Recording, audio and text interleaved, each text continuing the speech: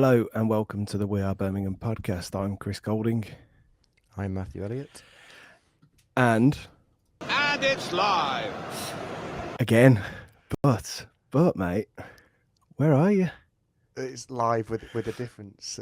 So I'm currently sitting in a 4-berth cabin, outside cabin on a Stena Line ferry. Is about to set sail from Belfast to Liverpool. Heading back to England for a few days. Obviously, watch Blues on Saturday and a few other little bits and bobs. I've got work either side of that as well. So yeah, it's a little bit unorthodox. I'll give you a little tour of this place in a minute. It's not a very big cabin. 4 beds, all to myself. Go on, do the tour. It's difficult because I'm using my laptop here. So there's my bed over there. See, and then hang on, you've got 4 beds. There. Got the shutter down. Yeah, it's one above, and there's 2 that's which you can't see.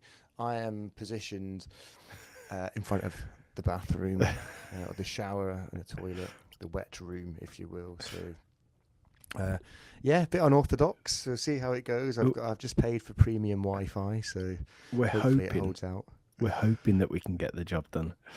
Yeah, fingers crossed. So whether we can or not, well remains to be seen. But I love the fact that you've gone on there with a bag full of equipment. I've got all my equipment. Yeah, it's not just the microphone; it's like the audio device and everything. The little equalizer, headphones. Yeah, I bring my work laptop with me anyway, so I can jack it all in and stuff. So yeah, it seems to be working all right. They changed the process. I had to run downstairs and go and grab a voucher for the internet, but it seems to be running fairly smoothly. So yeah, hopefully that carries on for the next hour. Wow. Hopefully, fingers crossed. We'll see what happens in like half an hour when you start setting sail and whether you... Yeah, so it's due to set sail in about 27 minutes at 10:30. So there could be a few vibrations and a little bit of extra noise, and it was possible we could hear the tannoy go on at some point. So I'm going to apologise for that in advance. So I can just probably put it on mute and you can do a little dance or something. I don't know. But yeah. So how are you? Yeah, I'm good. Apart from everything going wrong, I'm good. Apart from everything going wrong. And there's a lot of illnesses going around. So my missus is ill tonight. You had, after last week's podcast, you said you went into the lounge and everyone was asleep, and then it was the next day, wasn't it? You had every single person in my house, so obviously my partner and 4 daughters, all had this norovirus thing. So it was like staggered. It started off with the baby, and then my other half, and then my eldest, and then my third, and then my second.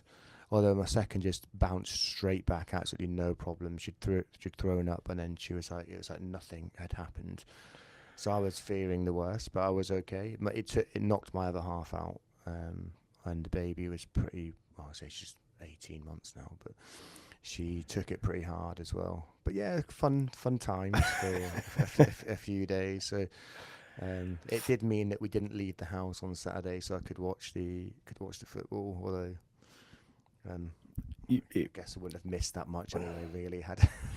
Well, no, I said I wasn't going. A lot of people that did go said that they're not getting that 90 minutes back.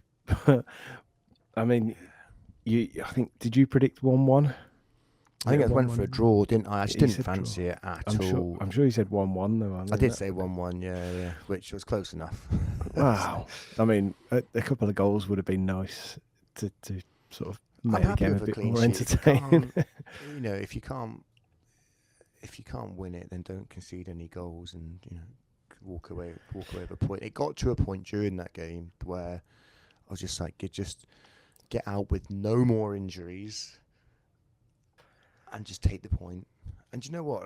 Reading I said it, didn't I? I said they could be the only team that we play this season and don't beat in the league, and kind of regret that now. But I just had this burning sensation in my gut. Maybe that was a norovirus. I don't know. I just had this feeling that it wasn't going to be our day. And actually, say it wasn't going to be our day, maybe it was a hard-earned point in the end. That pitch was horrific. Reading team are actually quite good. I think we knew that They're before, though. young. Yeah, they're young. They're energetic. They have a way of playing that that suits them. But they haven't really changed much from the team we saw earlier in the season. They look quite dangerous. I'm surprised actually they're just not further up the league, and maybe obviously they've got financial issues and the ownership issues and stuff like that. But I was really impressed with them. They're two. I know one of their is it Tyler Binden, is it one of their centre backs, and Wenge as well. The two centre backs I thought were superb for them, absolutely superb. I was really, really impressed, and even the I nearly said Stephen Craig. That isn't his name. That's one of my customers. I can't. I think their right back was pretty good as well. But yeah, their defence was excellent. I thought I was really impressed with them. There was certainly more impressed with them than I was with the pitch helped. There was mate, your Wi-Fi is starting to go a bit choppy. You haven't even started moving yet, have you? No, I haven't. No. I think the probably the big talking point was the Lyndon Dykes chance. Oh, you're gonna leave me on my own. It was no. But I'm still here. You are still there. The internet's is it not bad, is it? Oh, it's a little bit choppy, but we'll power through. We'll keep going. We'll keep going. Yeah, the So Lyndon Dykes chance. Lyndon Dykes chance. Are you just pretending to freeze now? No, I thought you were going to say something, and then you just froze. No. So the Lyndon Dykes chance. You were talking, so I was setting you back up for the Lyndon Dykes thing. Now you're frozen. Are you doing it on purpose? Yeah, sorry. That was a very visual gag. Right, but come on, get on with it. Let's get on with it before it does. Oh yeah, it has. Cut out. And Oh dear. Oh no. We'll power through. Back. Come on then, Good. Lyndon Dykes. Apparently you're on a McDonald's Wi-Fi. Right. This costs £4. This Wi-Fi, have you know? It's premium. That's what they call it. That's what they advertise it as, anyway. Yeah, go on then, Lyndon Dykes. The Lyndon Dykes chance. Where'd you stand on it? I mean, it was a bad miss. I think anywhere else in the goal, to the side of that defender. I mean, I think Asma Bwengwe as well threw himself in front of it, and fair play. Should have done better. Like absolutely should have done better. It's a shame because actually, I think he's really come on had come on in the last 6 or 7 games. And now we're going to miss him for the rest of the season. But yeah, awful miss. You can't really defend it. It's quite hard to defend. But it's football in a nutshell for you, though. A few days before, he was a hero. A couple of days later, a few days later, it's from hero to zero. And just like you'd seen people getting on his back again after everyone was celebrating him just a few games ago. And you know what? He got us to the final, so for me, and now he might not even be there. He gets a free pass. Yeah, I mean that's what they're saying. Or Davis is saying he's probably later in the season. He'll probably miss the final. It looked to me like they're saying calf. It looked to me like an Achilles, which obviously there is a connection there. But I hope that he does come back a little bit earlier and he does get to feature. It would be good to see him because he obviously got us there, but awful miss. But yeah, as soon as he went down, then you knew that it wasn't good, just from the way he sort of pulled up when he was running. Well, there's a question just come in from John on the live chat. He said, "Is there an argument if we buy more forwards in the summer that we've seen him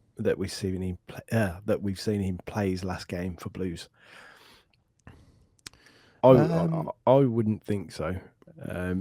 But I mean, it depends what's available. I imagine that when they went for Dykes, they bought him with the intention that he would be able to play in the Championship for us, and he would be able to represent us at that level.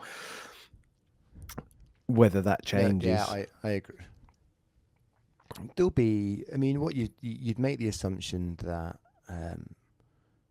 Jay Stansfield is going to be the golden boy number 9. You've got Alfie May, who may or may not. I think he'll still be with us next season. I think he's probably earned the right to play in the Championship. Whether or not he's still with us like post January, but Dykes gives us that other option, doesn't he? He gives us that he's a mobile, bigger forward. Puts himself about a little bit more physical. I think there will be another striker. I think he'll still be around, as you say. I think he was bought in mind with keeping him around for at least a season in the Championship, because it just helps that transition, because he's used to playing up there. I imagine that. I mean, that will be the plan, but are they going to? If an opportunity comes there to sign someone else and go, do you know what? It's a step up. It's a player level up. Of course, they're going to take it. I think like scoring goals is one of the key parts of the team, and if you can get a goal scorer, it's the one that you can't miss out on. So if there's someone available, I think that they'll take it.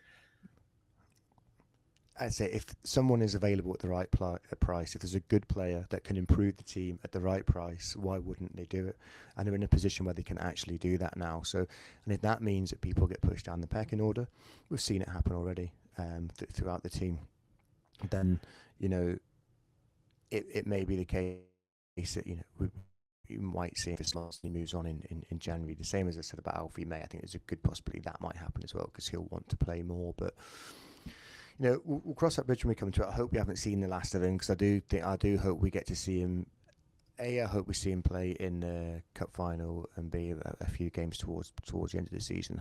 Hopefully, fingers crossed. Obviously, we know Scott Wright. He's out. He's done for the season. If you'd asked me that question about Scott Wright, I think whether or not I don't know whether he's a Championship player or not. I think we might have seen the last of him. I mean, I think he's only started 2 or 3 games, isn't he? I think that was only his second or third game that he's actually started. And after such an impact arrival as well.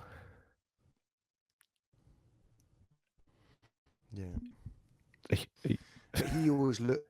I really think we're having problems. Like but someone that's going to be more useful co-bench. We'll keep going. I'm sure people will complain about it in the comments. It's fine. Just let us know. Well, we've had all sorts. Apparently, you're live from Narnia, but won't keep going on about it. We'll just soldier on. The next one, I suppose. I mean, I wouldn't take Wright on. I haven't seen enough from him to think that he's a Championship player. I mean, that I'd question whether he's done it at League One level consistently enough. I wouldn't have him in the Championship. I mean, Alfie May is the next one that people are going to talk about, and I mean we've probably got this to sort of come on to in a few months' time when we talk about who we're going to keep, who we can hold on to. But yeah. So we'll stick to current events, and obviously this will be the whole conversation in the summer, won't it? I suppose. So it's a much more to discuss in that Reading game, apart from the injuries, the miss, and it was just very hard earned point, wasn't it? Scrappy. I actually thought the referee was quite good in that game. Thought the referee was quite good in that game, which is a surprise, because we don't say very often. Do you want to make him a Wagner of the week? Oh wow, yeah, we're really clutching at straws for that one. So I guess that takes us quite nicely into Leyton Orient, and a referee was centre stage for a little bit in that game. I was really concerned when we saw that first 11, and he hadn't really rested anybody. I know we were kind of short on players, but I thought there might be a few more changes. I was a little bit worried. So we'll come on to the sort of the rotation thing shortly, I think. But you've just mentioned the referee, and that one decision. I think that's what we've got to talk about first, because it's like even Blues fans have been arguing about whether it's a red card or not. And so it's not just Leyton Orient fans, but I mean, for me at the time, I stood there the other end of the pitch. I just thought, there you go, big question, is it red or not?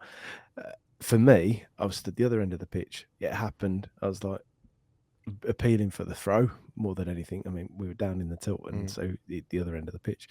The linesman put the flag up. The ref didn't look like he was going to give anything. Then all of a sudden, they're pulling out the red card, and it's like, what?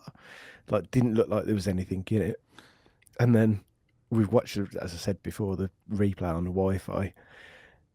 And for me, then it was like, do you know what? That's in the 11th minute, probably a yellow card normally. In the 67th minute or 71st minute, it's a red. And I think it's dependent on a lot of refs would be a bit more lenient earlier on in the game. And he just went straight away. No, you're gone. But I actually think that worked in our downfall because they then made two changes, which I've never seen a team losing one player and making two changes that early on. That was very tactical. I know that they didn't. I don't think they had a centre back playing, did they? I don't think they had one fit.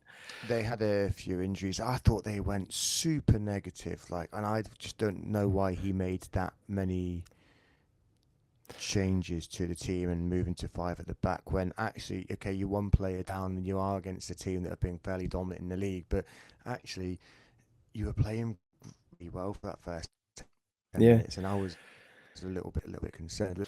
Well, I mean, we'll get on to that. Just on to, so I wasn't there. You were there. Had a ticket for it, but it wasn't there, obviously. But the commentary team. I'm not sure who. It was the guy from the Southwest and Darren Cutter were like mega shocked. That it was given as a foul first of all, because they didn't even think it was a foul. They thought it was a throw in. They said, "Oh, hold on a second. I think the referee might have a decision to make here." Darren Carter was just like baffled, bemused, and then when they got the red card out, but Carter just kept saying throughout the whole game, I think we've got lucky on that one there, and I didn't think it was a red card, but but I quite like quite strong tackles, and the player dived in at one point, both his feet were off the floor, but it wasn't with excessive force. I don't think it was mega reckless. It wasn't really at pace, and I know a lot of people said, "Oh, it's on his ankle," but it was the top of the foot. And for me, it's a yellow at best, or yellow at worst. I definitely don't think it was a red. I still don't think that. There was a freeze frames out there that just made it look a hell of a lot worse than it actually was. My opinion is it wasn't a meg with that thinking against us. I know today. I don't know. I don't know if you're setting sail, mate. I don't know if you're setting sail right now, but you just went really choppy. So not yet, no. just go back about 30 seconds. Quite choppy actually, but hope. So I don't know if you read the article by Football Insider with Keith Hackett, who did an interview about the challenge, and he used to be like the chief of the what is it, the PMGOL or something? You know who I mean? Anyway, professional reader. Yeah, PG Mall. He said it should have been a yellow. Yeah. He said it should have been a yellow. I think there was another referee that said similar as well. I can't remember if it was Mike Dean or Mark Housey or someone like that. I don't think they thought it was a red on Sky either. I know you sent that thing about the letter of the law and I still don't necessarily agree with all of it because I don't think it was at pace. I don't think it was with force, etc. But the thing is, so it ultimately changed the game. You mentioned freeze frames and things like that. When you watch them back, you've obviously got the ability to watch it in slow motion or to show freeze frames of it. The referee is judging it at that moment in time, and his team around it, all the officials, they're judging it at that moment in time. So they've got to base a decision. Now he's jumped in 2 feet off the floor, in the air, and he's caught him. and the ref has got to Well, make yeah, it. let's obviously be clear. When it was 2 feet off the air, like obviously one foot was quite far back. It kind of was like some form of ballet dancer move, and not just two. It wasn't a 2-footed lunge, was it? No, It no, was, no. But 2 feet off the floor, which it was. It's like it was like a kung let's have a fu tackle kick. every Friday. Yeah, but so I'm not I'm not against a good solid challenge. Like I like them, but the rules that have been put in there for a reason. Yeah, And I then know the rules have changed over and time, then but I mean, even the ref's got to look at it in real time and make a decision. Now, if he's seen it, the guy's performed that challenge. Performed, is that the word? Yeah, I think so. but it's just mad because the linesman gave absolutely fuck all, and it was right in front of him. The linesman was right in front of the linesman. giving a throw, wasn't he? He's just the linesman gave absolutely nothing, and he was closer to it and had a better view of it than the referee did, which is. But you know, running the line's a really hard job, and you've got to focus on which team you're going to give the throw into. So that his first thought was obviously the ball's gone. It's came off him. And then he's probably thought afterwards, oh yeah, do you know what? It probably was. I'm going to say now, I thought it was a fucking great tackle. I honestly thought it was a great tackle. I miss the days when Mehdi Nafti used to do that 3 or 4 times a game and didn't even get a glance of any chance of a booking. But hey, it happened. We're on the right side of a decision. Well, that's a key thing. We've had so many that have been missed. And we've been on the wrong end. Is this one of the things that's evening out over the season, as people say, it evens itself out, which I think is bollocks, by the way. But, well, yeah, it never does. But so this tail end of the season, then we're gonna completely every decision is going to go our way. Is that right? Hopefully, yeah. As we keep marching on to it's going to be a 20-point lead by the end of the season potentially, but. Let's talk about the actual game of football. So obviously, Richie Wellens crawled into his own arsehole and went really negative, which I thought was the wrong thing to do. Because, talking of Richie Wellens, actually, you guys probably wouldn't have seen it in the stadium, but he started the game in the stand. Did he? Yes. So when the red card happened, he came down and started giving instructions from the sideline, from the bench. After about 20 minutes, he went back up to the stand, and then he came down in the second half and was on the sideline in the dugout again. And then he went back up into the stand again, and then he came back down again. I think it was probably about 5 times, 6 times it had gone up, down, up, down, up, down, up, down. And I don't really know what the point was. Maybe superstition. Maybe he was just getting notifications on his watch that he had to complete his rings or do his hourly steps to make sure that he actually. It's like, oh no, I need to do a few more to do my 250 this hour or whatever. I don't know what he was up to, but it was really bizarre. And the commentary team kept mentioning, "Stop back down again." Like, what are you doing? Like, it just if you've got someone down there, give them the instructions to. Does he not trust his staff? Oh, here we go. You're going to get a tanner. I'm going to put myself on mute, so you talk. I didn't. Oh, well, you've landed me right in it there. But I didn't see. And Andrew Fleming on chat has said his first time in a decent ground. So that's what he was just exploring, I imagine, going around and having a look at the stadium. I don't know. I didn't see it, obviously. I saw you still have an announcement. That's really off-putting. Just going, yeah, continue. This isn't going to be one of our best, is it? We should just let the announcement run. But I really rate him as a manager. I think he's one of the. I can't imagine that he'll be sticking around at Leyton Orient for very long. But that said, a guy that we know who is a Leyton Orient fan, or a friend of a friend who's a Leyton Orient fan. I've only met him twice. Once was when the bike incident at Millwall, and he went to Blues Millwall, and then the other was the other night.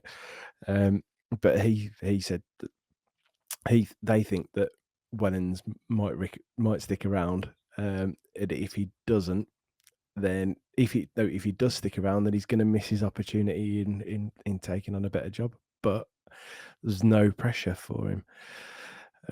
Is that announcement still going? Yeah, okay. All right, I'll just carry on. John Merrill said was surprised that Blackburn didn't go for him, which I mean yeah, it's a good shout.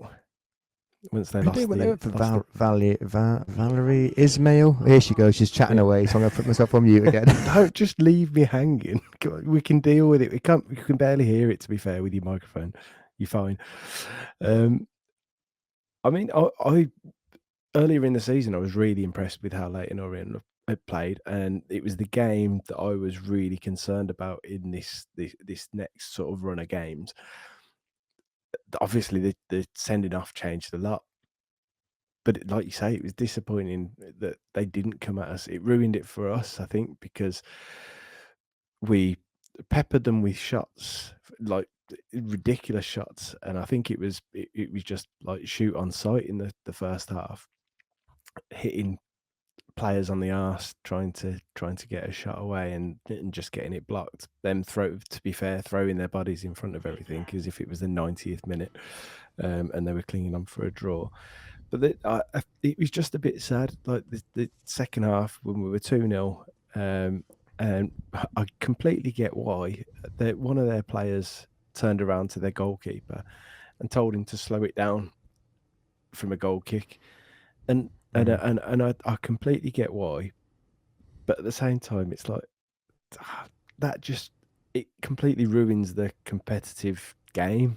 It's like you're not even trying to come and win it, and that's a mentality that so many teams we've faced this season have taken, where they just don't want to concede. Even if they've conceded 1, they don't want to concede 2. If they concede 2, they don't want to concede 3. It's damage limitation, isn't it? But yeah, I mean that should change next season, because there are teams that are just gonna. That like teams don't change to try and play for damage limitation against Leeds and like teams like that, do they? They we're play not going to their be. style. We're a very big fish in a small pond at the moment, aren't we? So the next season will be completely different. And you look at the teams that are coming down. It's going to be it's going to be Southampton. It's going to be Leicester. They're all going to have money. They're all going to spend. They'll all play. You just play pretty good football. It's going to be a really, really tough league. So, you know, we won't focus on that right now. But it was a shame, because they were going to give us a good game. But let's not take away the fact that sometimes it is hard to play against 10 men. But we were very, very dominant. We played there was some really, really lovely passages of play. I thought that was the best Peck and Iwata have been together for a long, long time. I was just urging Peck to score. I just felt like he might. He had that shot as well in the second half that he struck it well. He was everywhere though. He motored around. The pair of them was really, really good. Ethan Laird was excellent again. I thought the only one person. No. Before we go on before we go off on that tangent, I think we've got to talk about that midfield pairing and how good they've been. My concern is the amount of games that they're having, and you mentioned it earlier that we might see some rotation. Obviously, Leonard being out has hampered the ability to rotate in there at the moment. And but we're there's having to Bielik, use who's Gardner Hickman at right back or on the wing. So Bielik doesn't really seem in there, which Chris Davis has said himself. He sees him as a centre back, but if he had to use him in centre midfield, he would feel comfortable to do so. There's the opportunity of rotating it, and whether it, like you say, if it's not Bielik, you've got Gardner Hickman, you've got players that you can move around, and then if you they can rest when they're injured, can't they? I suppose. So I'll sleep when I'm dead. That's what popped into my head. That they can rest when they're dead. Where it's like, sleep when they can rest when they're injured. But the 70 minute mark, like, make a change, or an hour mark, just make a change. And it was like, obviously it was on and on and on. I mean, you've said repeatedly, is it that the data is saying they're fine? they're fine to keep playing. And if it But the is eye test suggests in some like Tuesday suggested that actually they looked the fittest they've done for a while, all of them. Yeah. Which, whether it was to do with having that extra man or just having the ball so much, because that was probably one of the more dominant points. I don't know. Whereas you look on Saturday, and I don't think the pitch helped, but within 10 minutes they looked like they were blowing out their backside. So, and that wasn't the first time this season. In recent weeks, no, and it's not. And the eye test tells you a different story to what the data might be telling Chris Davis. I don't know. I'm purely guessing. But but now we've got to a point where we can't even make that many changes. No. Mark Leonard hopefully might be. Well, I guess we'll find out tomorrow. He might be back on Saturday. The only other natural centre midfielder we had was Alfie Chang, and he's gone on loan to Warsaw. He can't get a fucking game where there. he's not playing. Featured on the bench for them yet. Obviously, let's not go into the loan situation. No. I'm not doing a loan watch this week. Gardner Hickman's obviously brought in to play centre midfield, but he's ended up playing pretty much every other position on the pitch, bar goalkeeper and centre back potentially. I don't know. So I don't know. Is it? No. But yeah, on that note, great to see him score as well. He should have done better with the chance he had in the first half, although that was a decent save actually, but probably still should have done better. Yeah, but that's going to roll in to what you were going to go on to before we said about the resting players. I'm going to say Taylor Gardner-Hickman didn't have that much of a better game than the guy that you were going to go on to, but I think perception and the way that the way that they play, the way that their body language is, makes people think that they do. Well, I mean, there's a different. So we're going to talk about Williamson. Obviously, I'm just going to translate that. I'm just going to translate that because you blurred out a little bit. Williamson. Yep. Oh no, he's gone. Williamson. So yeah, they do have different energy levels. Like obviously the Gardner Hickman is just. I'm not saying Williamson is not mobile, but Gardner Hickman gets around a lot easier, I find. I've been very disappointed with Williamson since he's come back from injury. Now, whether or not he's been brought back too soon, I don't know. We're 6 games in now. It's been really disappointing, and I thought that Tuesday I was desperately frustrated. I'm going to say there, mate. There's a bit of a lag there because the boat has just started to move. So it got very, very choppy. I think we got you. We got the gist of it from you. The boat started to move. For me, he has been. A comment coming in now saying he's not good enough. For me, Williamson is good enough. He showed that he's good enough. We've seen a lot from him this season where he has been good enough. And oh no. So we are back. Sorry about that. We're back and hopefully going to keep going. So Williamson, I think that people are maybe being a little bit harsh on him and forgetting how he did start performing earlier in the season and the way that he was playing. I think that there's a clear talent in him. I personally think that he's not fit. I thought that the knock that he had against Leyton Orient was, I don't know. After that, I said to you, I think he looks like he might even have a bit of concussion. Looked a bit dazed. Didn't look anywhere near not just the player that he looked earlier in the season, but the player that we know that he is. But the style that he plays in, he's very. What's the word? His style looks lethargic. Anyway, people got pissed off with Bakuna, and we've had that conversation before because of the way that he plays. Yeah, I Now, don't think you can. I I'm don't not on think about it's him at the moment. that, though, I'm on is about it? his body language. You look at when he was playing amazing through balls earlier in the season and unlocking defences. So I'm not completely sold that he can shoot. To be honest with you, but I'm not writing him off. I think he just needs to gain his Yeah, fitness shooting back. has been atrocious. No one's. I'm not certainly not writing him off. I was. You're not. I was concerned with the way he started the season, and then he came on, and then he came on, and I think I went on record as saying he could potentially be one of the best player in the league. And it's obviously been injured. He's come back. He doesn't look like the same player. There's a confidence thing there. His touch isn't great. Like his anticipation and reactions on Tuesday were like, what are you doing? Come on, just move for the ball. And I don't understand.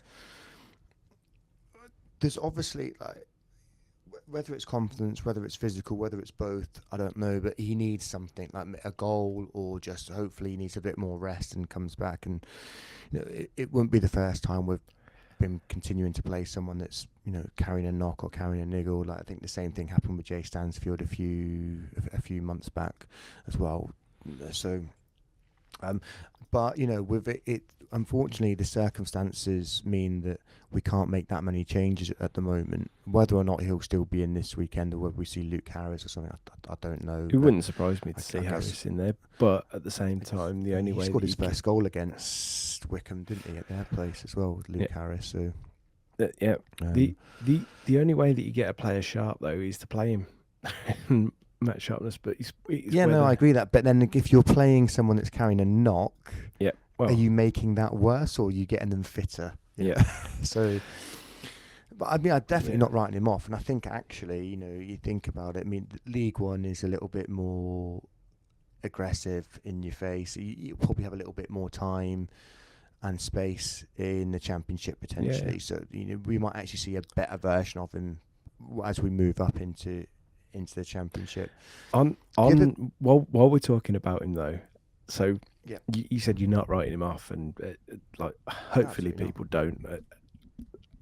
There were people on Tuesday night who there's been a few comments, and do you know what I'm going to do? And don't like doing this. Ay, send him to Cornea. There's a lot of talk about people shouting, shoot, every time we get the ball. And I get that. Oh, fuck me, man. You can hear that on TV as well. It's fucking ridiculous. Every time someone from Asia gets the ball on the edge of the box.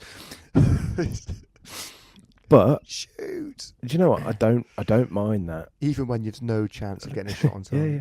Well, yeah, but look at the ones that Iwata has scored that we thought, it's not going to have a chance. I don't. That's not what I'm going to have a little moan about, because I don't it's a bit of a laugh. I don't really mind it. I get why people don't like it. But I don't care. It doesn't bother me. What bothers me are the people that get absolutely irate so there was a couple of opportunities that Willemsen, who we were talking about, was in front of the box on his right foot coming across the box, and there was an opportunity to shoot. Getting absolutely fuming and irate that he didn't shoot and instead played it out wide, or played it out to Laird or Peck out on the side instead of shooting. I'll show you something. The Darren Carter had a go at him for not shooting when he was on his right foot, and moaned about him getting it back, trying to get back onto his left. Darren Carter, you can take this, Daz. Ay, send him to Cornea. So the player knows his limitations. He's clearly not confident at the moment, since he's come back. But don't get wound up about a player not taking a shot on his weak foot when he's on his strong foot. He doesn't look like threatening, does he? So he's actually doing more for the team by keeping the ball moving, and that it just frustrates me. Fans need to relax and this is where we're 1-0 up, and we're against a team that are basically trying to survive against us. So I think people just need to have a bit of patience with the way that we play generally and just enjoy it. So, talking of shooting, right foot, left foot, lacking confidence, brings us to Alfie May. I desperately need that man to score a goal. He desperately needs it. You can see in his face, it's absolutely killing him. Like the two chances he had. I mean, the first chance, obviously, we chipped over the keeper, hit the bar. It was desperately unlucky. Second chance, I actually think was a pretty good. He was earlier in the season, and we need him to be really for a few games to. Well, actually, until the end of the season, because we could be without. We could be down to just Duke. But so can you? So you've got a striker there who can top goal scoring charts. The types of goals that he scores are rangeful. All sorts. Yeah. And all of a sudden, Stansfield was signed. Essentially bombed out from being the striker. Found himself. And then brought back in again. Yeah. And this, you mentioned it earlier, Stansfield is being seen as the main guy. Yeah. And, you know, they've spent the money on him. Why wouldn't he be? But that's going to be hard for Alfie May to, like, as much as he might be supporting Jay and supporting the lads and wanting us to do well. I think, like, you can tell he's a very good character Yep. around. Like at the end of the game when they're lapping the pitch and they go out to the crowd and and before and the warm ups, and I don't know if you know, but like Blues TV and stuff like that, they'll just basically just show you the warm up from both teams for like half an hour before the commentary team starts coming in. So, and he's always having a laugh. But he always looks in good spirits. But when he gets on that pitch, there's a different. Yeah, we're not Alfie, seeing the same Alfie that we saw for the first probably 8 games of the season. But you can completely understand why that might affect you. So yeah, no, I completely understand. All it'll take is one goal. He just needs that moment again. Like, if only that Taylor, the Gardner Hickman chance of falling to him. Yeah, but it's impossible to miss from that position. That's why when he went off, I wouldn't have taken him off at that point. Absolutely not. No. But then again, we have to probably preserve him for Saturday because you don't know if Stansfield's going to be back. Which I get, but you just like there's opportunities still in this, so I would have stuck with him. I mean, there's Pekka Nwata, who you've played 90 minutes, and Alfie May, who desperately needs a goal, and you've stuck with him and you've played him through, and I would have let him stay on to. Because it's a bit of a whilst Jay Stansfield's still injured, I'll be honest, I love Duke. We know we were both quite pro him staying another season in League One and just being used sparingly every now and then. And bless him, he is trying to put himself about. But Christ, I don't know if you froze or if you're not saying anything, but I know where you were going with it. We can see his limitations. We know exactly what we've. He's hit a wall a little bit, I think. You want him on for 5 minutes, and at the moment we've got him for. Apologies, everyone. Yeah, we're back. Another little dropout. For anyone that's joined late, I'm on a boat. I'm on the Irish Sea. I'm heading to England. I'm coming to England for the weekend for blues and a gig. And well, actually, I'm over for work. And with some football and music in between and family, and it's coming up to my dad's birthday as well, so obviously try and get some time with my father. So Duke, you were saying, just let's hope we don't have to rely on him at all at any point. And that sounds terrible saying that. I feel like I'm slagging off a family member or something. I don't. don't get me wrong, but Christ, when he comes on, you can just see the difference. It's not a positive difference. Well, It's a shame. yeah. That stat so, from Ben so from Blues Breakdown was quite interesting, wasn't it? Like Duke in that Leyton Orient game had finally done the same amount of minutes as Koji Miyoshi had, who left us in August. Oh, really? I Yeah, didn't see that this stat. season. But I mean, that was probably to be expected. I just said before you got cut off then that he's limitations. Like, bear in mind the squad numbers that you can have on a match day. That you'd probably be expecting him to be featuring more sparing. Like, he wouldn't have been playing against Leyton Orient. It's No. sort of cup games and stuff, like, and the odd game with 5 minutes here and there. And then if at the end of the season it's done, it's wrapped up, then you can give him 20 here, 10 there, and whatever. But I think essentially by that point, you can play him when you want at that point, and then make sure he gets his championship medal with us, and he's been part of a winning squad. Obviously, we were very dominant and created quite a few chances against Leyton Orient, and they've been on an excellent run of form. They were the only team in the league that were in a better run of form than us over the last 19 games or something. I think it was. Obviously, there is a little bit of a concern there about what we've got with them. This sort of ties in with the Duke stuff. Is just the lack of options we've got coming off the bench to actually change a game now. It was very, very nice to see Emil Hansen come on and actually nice to see him, because it's been God knows how long since he last played, but actually come on and be direct and get crosses in and look to have a shot. And I was wondering whether he'd listen to the podcast, because last week you were saying, I don't know whether he'll be here next season. I'm still not convinced. I think but he was playing as if he was playing for a place. Like that performance the other night. I mean, a couple of minutes when he came on, obviously to get into the game. But then he looked very sharp, probably as sharp as I've seen him this season. Oh yeah, and I was quite impressed with him when he came on. I'll be honest, and I've been from the start.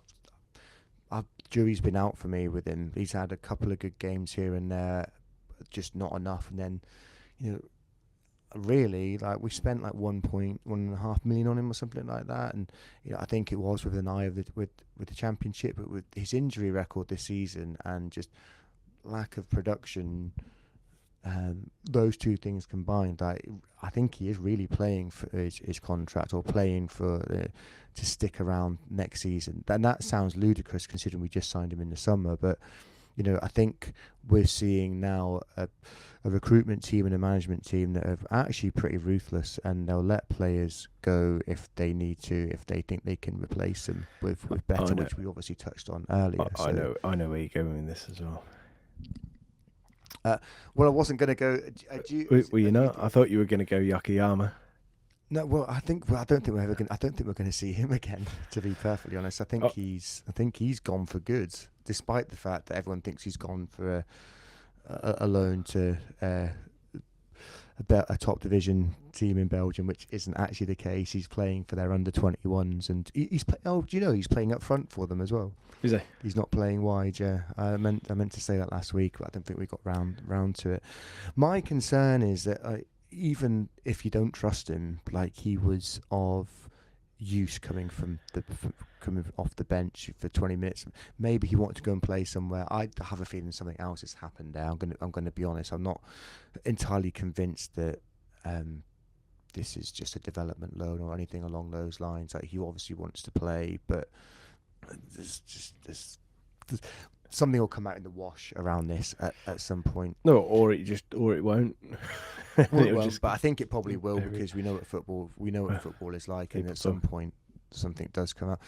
It's a shame because I think he offers something different. He offers pace. He offers directness. Obviously, we saw Hansen do a little bit offer that midweek.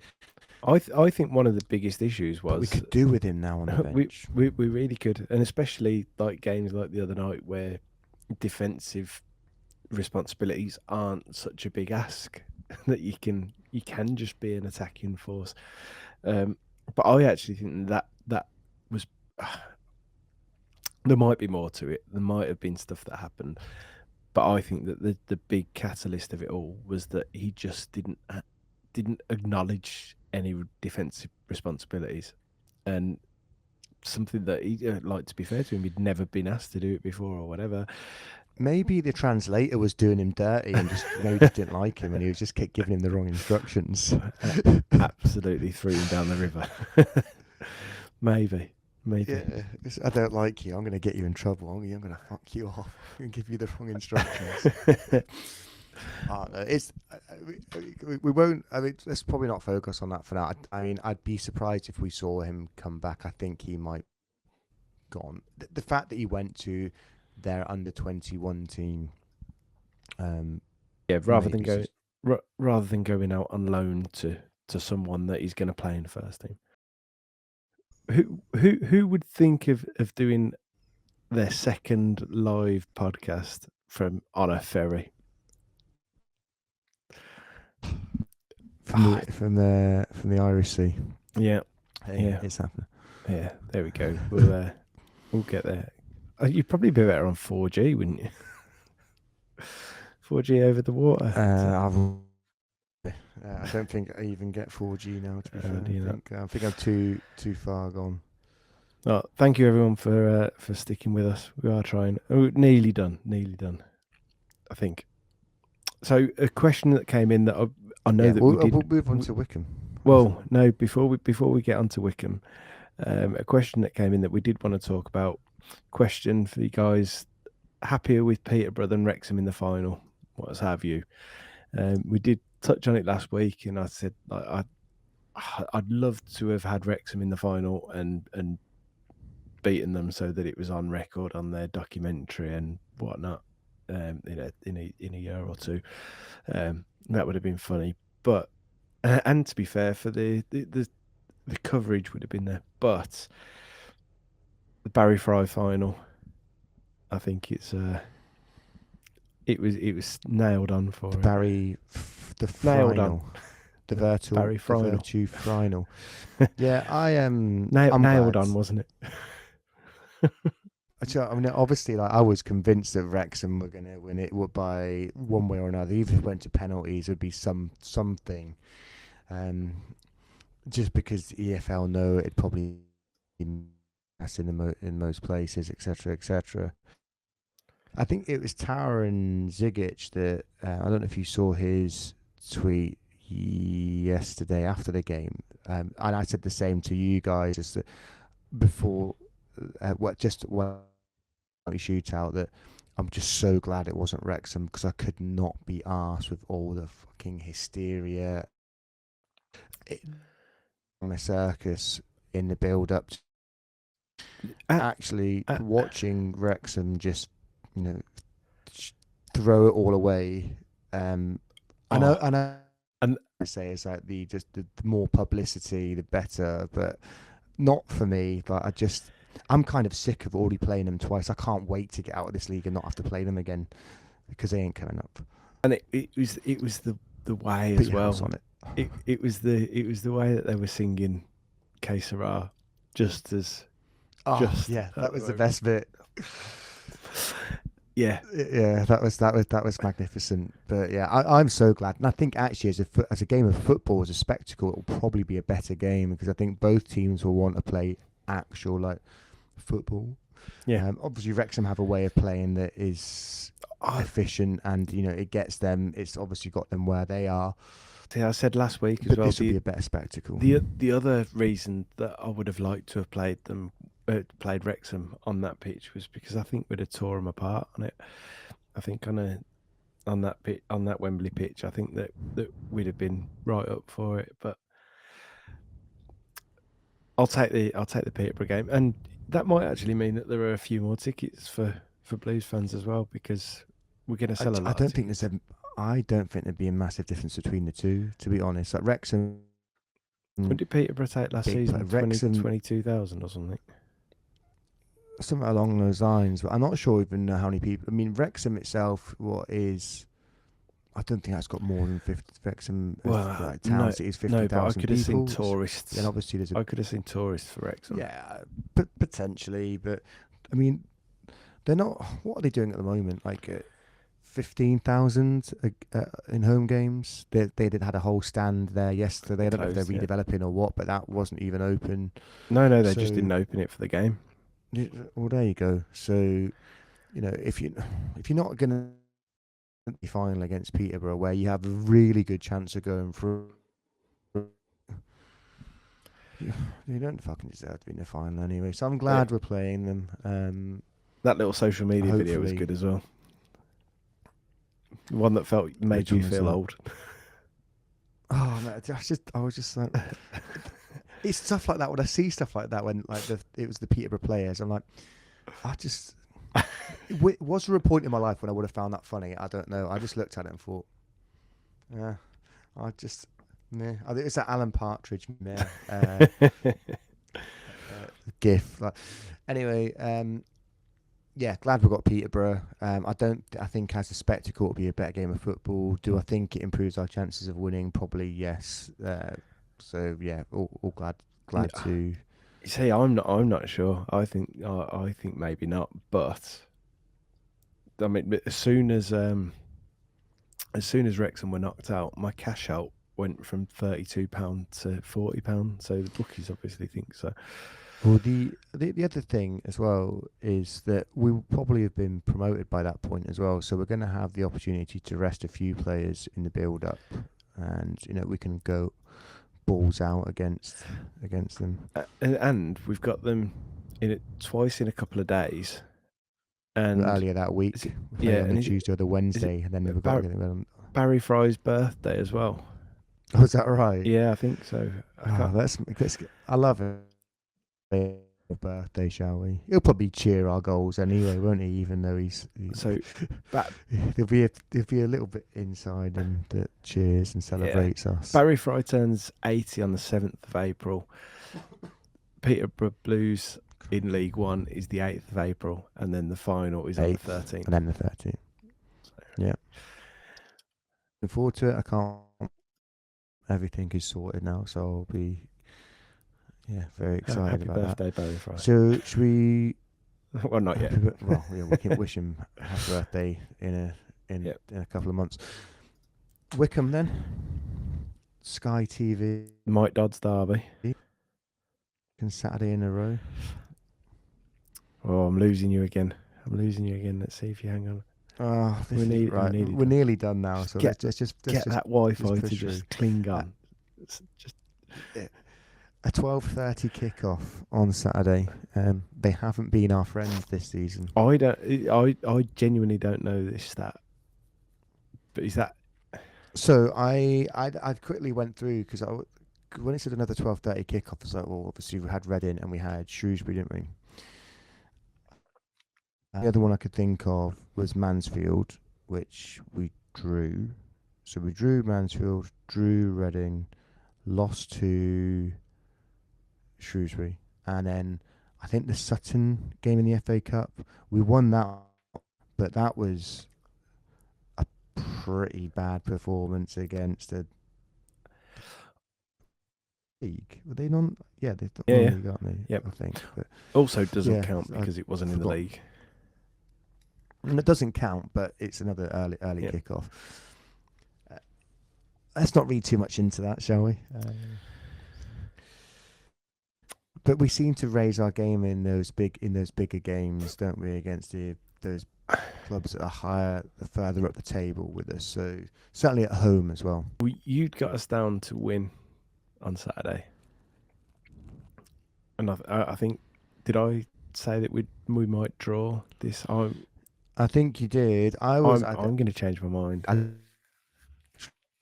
Wasn't I wrote it down, so I don't have my notes, but because I thought we would rest players against Leyton Orient and then go balls out against Wycombe, but that looks like the reverse, maybe, or maybe not. Maybe just not rest anyone.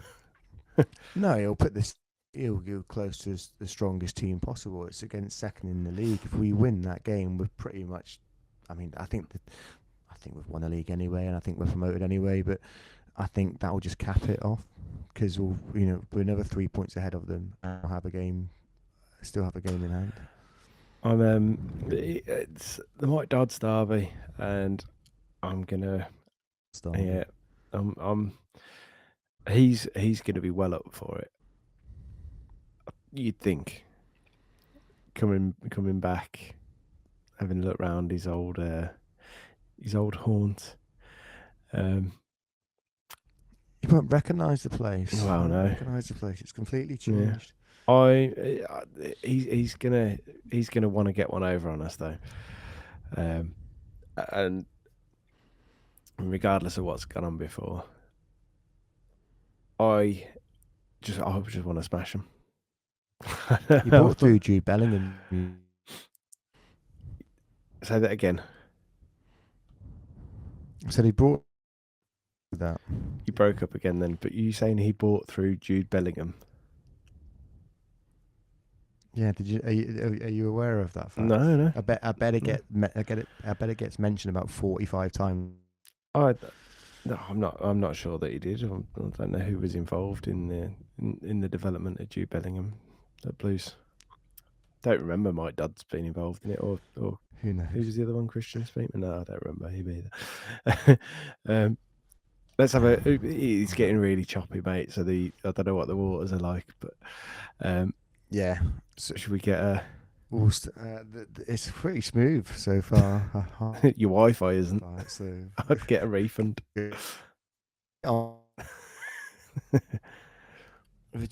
Would you make many changes? Is there anything that you would do to the team for Saturday? I would, but I would have numerous times this season. So, am I expecting us to? Probably not.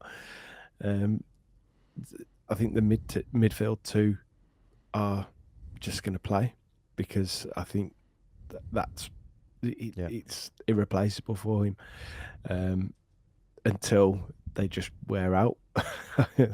I think that's the mindset of it at the moment. Get the job done.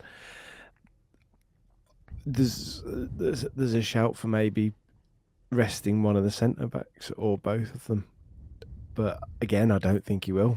Don't think that will happen either. So, I think the only positions that are up for grabs, in my view, if I'm inside David, is maybe the left wing spot. So hang on, what did you say then? Because that sounded like you said, if I'm inside Davis. Which if I was in his head. Oh, okay. If I was in it, I think the only two people you'd probably look at changing would be Willemsen and Gardner Hickman. I'd potentially look at Hansen and Harris as your two that come in there.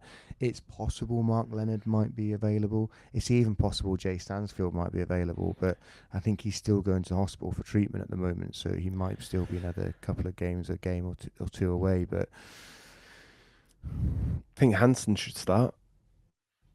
I'd be getting him in from the start. I would imagine. Oh, he's gone again. Hopefully we're back. So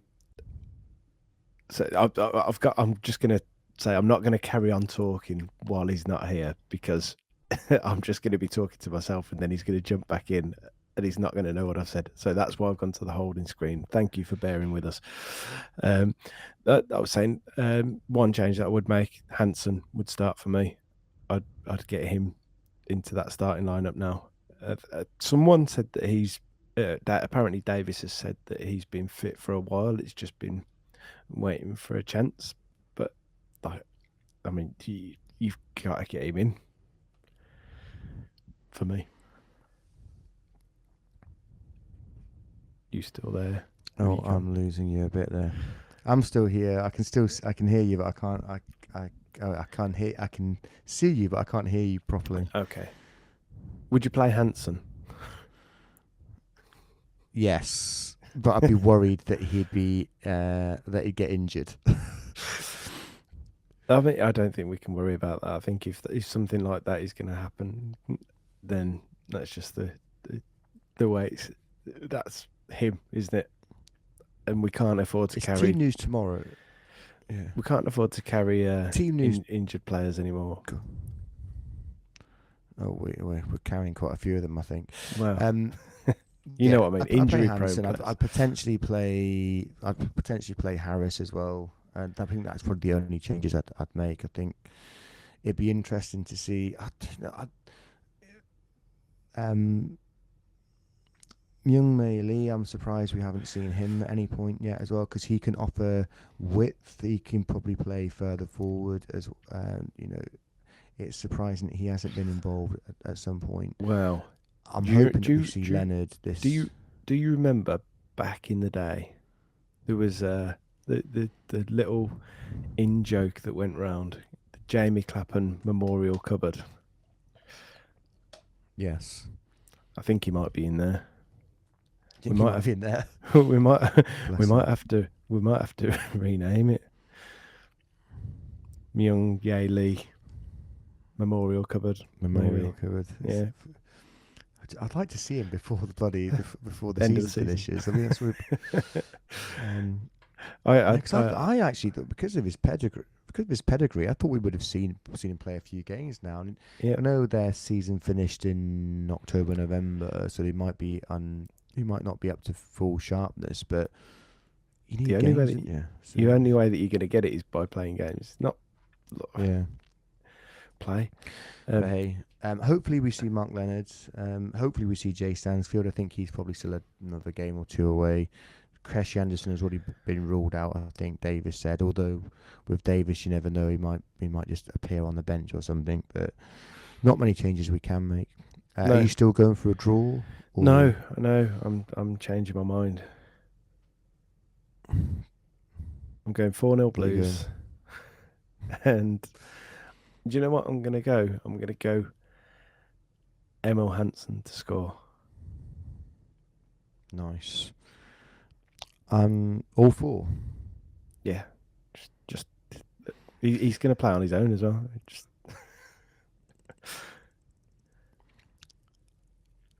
I'm going to go 2-1 Blues. I think we'll go 1-0 down and we'll come back and win it 2-1. And I'm going to go Alfie May because I just desperately want him to score.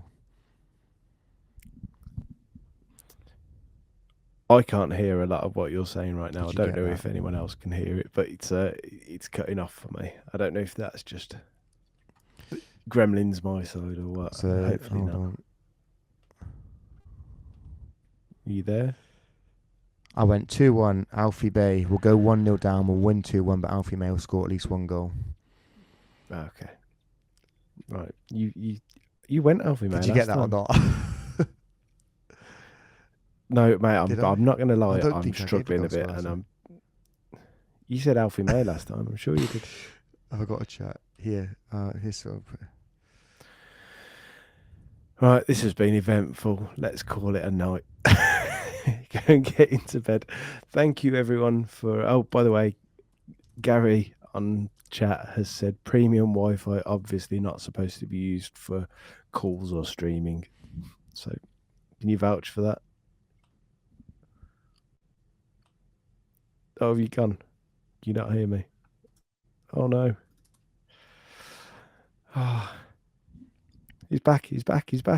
I'm back. So I could see you all along there. Right. Gary in the chat said premium Wi-Fi obviously not supposed to be used for calls or streaming, and that about sums it up for tonight, doesn't it? Yeah. I'm not there even we going to go. edit this. This has just been what it has been. We muddled through. Yeah, it was a special. I thought we'll give it a go and see how we get on. And but fuck it, thanks for people that stuck by and listened and watched and asked questions and all sorts. I suppose I should probably go to bed because I need to get up at 5:30 before they kick me out of the cabin. You'll be all right. Get some sleep. Don't roll off your bed. But yeah, did you get my message? Just in case no one heard, I said 2-1. We'll go 1-0 down, come back to win, and Alfie May will score. And there we go. I'm looking forward to coming on Saturday. So hopefully we can meet up beforehand or afterwards, or both. Oh yeah, I'm yeah. We'll sort something. I'm not going to detail my plans on here, but yeah, We'll talk about that off air. I'll- So we'll say goodbye to them. And I I'll have will- a quick I chat will. with you before. I will see you at some point. Yes. Yeah, as Matthew said, thank you to everyone who stuck by us tonight. It's it has been, I imagine, a very difficult watch. It's been a challenge, but we it's like a been- challenge, and we'll know for next time. Maybe Don't bother. just to get a half an hour one done before the boat actually sets sail. Yeah. Also, It's- the people in the rooms next to me are probably fucking cursing me because they're trying to sleep and I'm just shouting down a fucking microphone. Maybe they're watching the live stream on their way to England as well, and that's why they're. Maybe. That's why the maybe. internet's so bad. Tell them to turn the Wi-Fi off. Not for you, obviously. I'm But you getting can now. I don't care. Might get my Gets money better. back tomorrow.